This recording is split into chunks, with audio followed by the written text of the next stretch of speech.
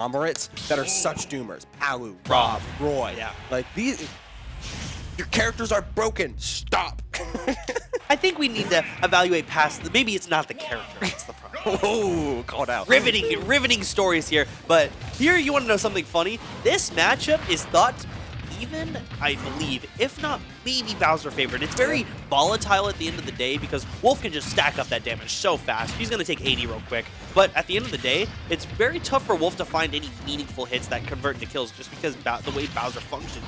You see the way he holds his shield. His arm is intangible for a few frames once he starts holding shields. It's very difficult to grab this character. Making committals like that, very, very difficult at the end of the day. So Wolf definitely has to work a lot harder than Bowser, but it's very, very scary. Yeah, it's a very it's tentative and a very volatile matchup to be sure. But a lot of the times in recent memory, Jakal has had LeoN's number by just finding means of like closing out stocks or doing what good characters can do. What a weight. Yeah. But what good characters can do against Bowser sometimes is just like, all right, like yeah, your death percent is 160 consistently. Right. I just will play a solid neutral, and I'm not gonna rush things. I'm just gonna take things slow, and then when you can get all of this damage in the early percent, you feel good, and you take things slow after. Because a lot of the times Bowser is a very one-note kind of character. You know what he's gonna look for. You know his reversal option, and you can punish it real hard. Yeah, 160%. This is really where it starts to rack up. And now you... Jakal being notoriously bad at footstool up B. It happens. And LeoN being notoriously bad at punishing footstool up B. Apparently. I don't know, man. Notoriously, quote-unquote. Oh no, my spaghetti, bro.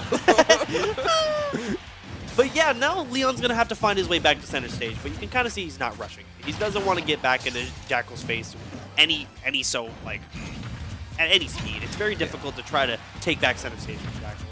He's going to take his time. He's going to make sure he stays on ledge. He's going to stay healthy. He's going to stay alive. He's just going to pester Wolf with whatever he can. Because eventually, if he gets that base knockback where he throws him off stage, Flame Breath, Side B, and F-Tilt start to put in a lot more work, and now they may even start killing. So just take it at your own pace, and you'll eventually get him to kill percent. Right, like right now.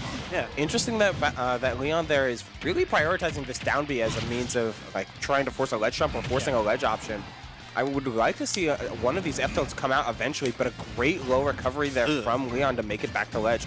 190 sitting here now, and forward air is getting even more dangerous. The Flame Breath, wow, that early Wolf Flash was so good. Catching LeoN, setting up for the Flame Breath, and able to intercept in the nick of time. Super good. But so I think what happened there is I think LeoN tried to catch, because Jakal earlier in the set had tried to call out LeoN successfully, by the way, for flame throwing by going with a high up, trying to catch his head. So LeoN's like, all right, I'm going to jump super high, and the tail end of the fire is going to catch your high recovery, and now you're going to be in dire straits. But Jakal pressed that button immediately because he knew the mix-up was going to happen. And that's kind of the RPS you play at times.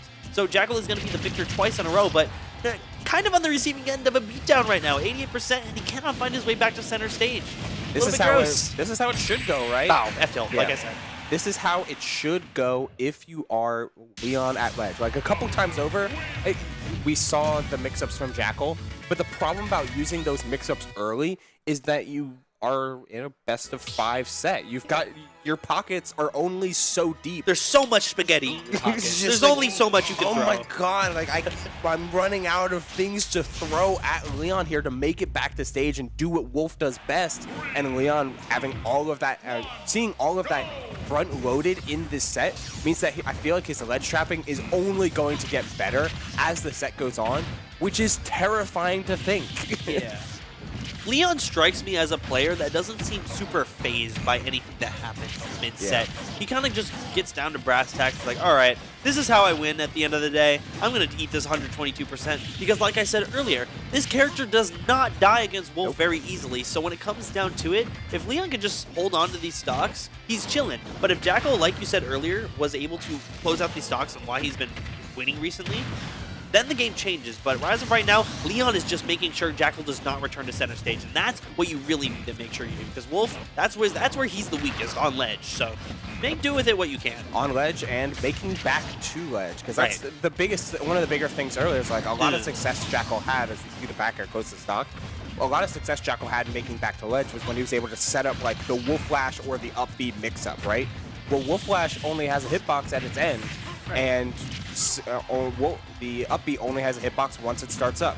Both of those can get shut down by an early fair, of which LeoN not only was able to perform, but also keeping with the early advantage of pressing these options by being a little bit more on the play with pulling the trigger on up Bs, pulling the trigger on fairs. Like all of this damage is because he's just in control. He's just getting stuffed, right? He's in total control of the stage. Yeah, I just feel like LeoN has been keeping up with this damage tenfold, and Jakal's scrambling to try to find these hits, which is not very normal when it comes down to it, but LeoN able to just, swat him out of the air, but Jakal actually mounting a pretty big comeback. He's in red percent, which means anything can happen because Wolf may struggle to kill at times, but he is also one of the biggest robbers of stocks in the game. Don't let you forget that. Oh, there's that intangible arm you were talking about, like dash grabbing in and just oops. Oops.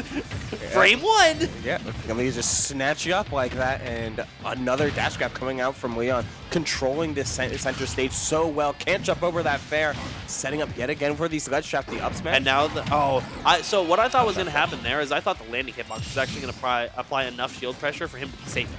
But the Jakal is spacing just outside. Oh, 87. Goodbye. Yeah. Drop there. Someone called that a smash attack midair, and I've never saw it as anything else ever. There's a lot of aerials like that where it's just like Byleth is a big one. Yeah, Byleth, Robin. Literally, actually, there is they are smash attacks. Yeah, Bowser. Like these are just moves that blow you up regardless of percent, and you know, it just always puts Wolf in such a difficult spot. Just an area that spotted like death, right? You can get hit by. Oh yeah, that's a pretty bad spot. But we're gonna run it right back to PS2. Jakal's saying this whatever's happening here is not at fault of the stage. I can make this change as a player. I know what I'm able to do, and that's what the run back to PS2 always signifies. And it's keeping with it as well. I wonder if LeoN was actually even banning small battlefield, as we see that's been a favorite of Jakal throughout the night. Maybe. Could be.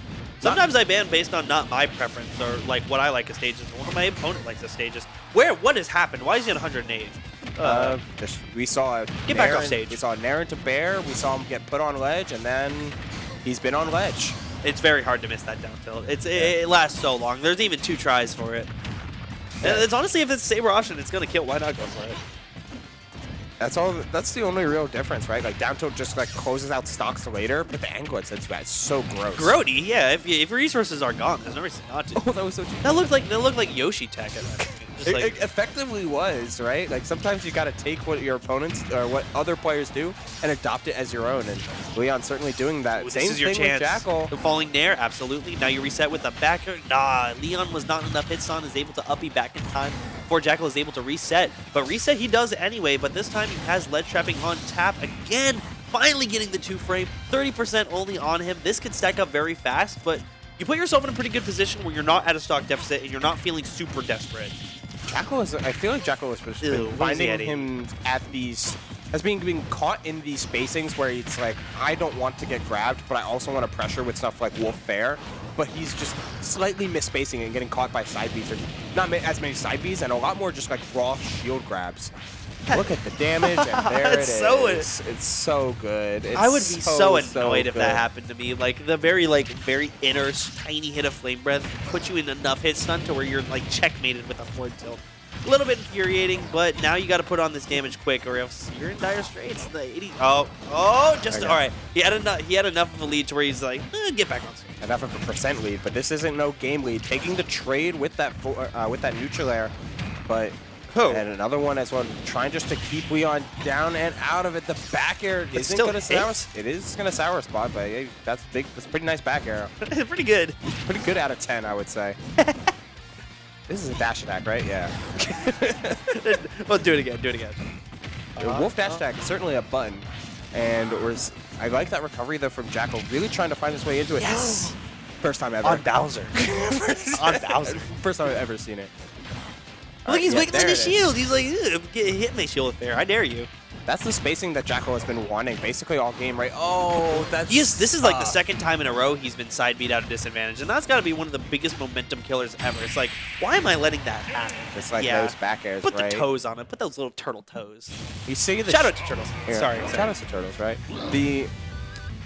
the shake of the head from Jakal really is signifying of the fact that it feels like he was only starting to get his grips on, like, not how to play it, because Jakal, of course, knows how to play it, has beaten LeoN in the past. Right. But the way he's supposed to interact with these things, the way it's supposed to be put together, right? It's like, oh, fair still connects just a little bit further back. Like, oh, like I need to be dashing back in these specific instances. And sometimes Bowser just gives you a really rude awakening when it comes to a matchup sense. And LeoN, I feel like whenever LeoN does come out to locals, which isn't as often, but it's nice when he pops out. Yeah. Yeah, and he's still a phenomenal player. Don't get me wrong. Look what he's doing. Yeah, he's 3-0 Jakal.